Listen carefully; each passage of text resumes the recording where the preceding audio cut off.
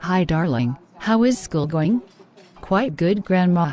Now we have to make a project about education during the Enlightenment and the French Revolution. Interesting. Talk me about it. Well, because of enlightened ideas, people thought that education had to change, so an education reform was made during the French Revolution. And why people wanted to change this? During the 1780s to 90s, people complained about the wealth of the church. Revolutionaries wanted to change that power of the church over education. Tell me about those reforms. Schools run by the church were now ruled by the government and created primary and secondary education. Interesting. The Committee of Public Instruction was established in 1793. It abolished the Catholic Church from education and created the same books for everyone.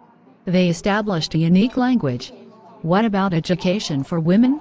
First, they didn't have the chance to study because it was thought that they had to be taking care of the house and children, and this changed with the Fallow Law.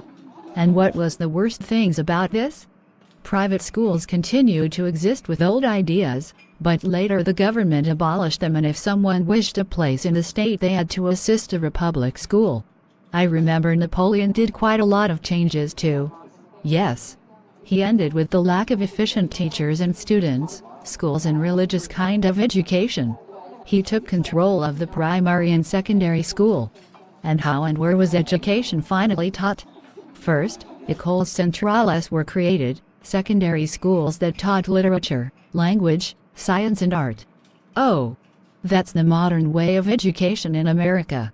Then lycées replaced and patriotism, military disciplines and loyalty to the state were imparted. It was a 6-year course of study including French, Latin, history, geography and maths. Finally, in 1808, a compromise was made between the church and the state system of education.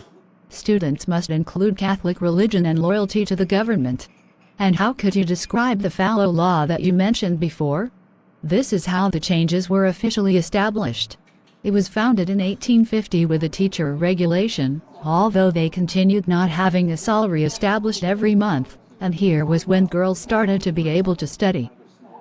In conclusion, this law made the government be able to make changes in the state education, and the church had the power to establish schools again. I'm so proud of you. You'll end being a perfect history teacher.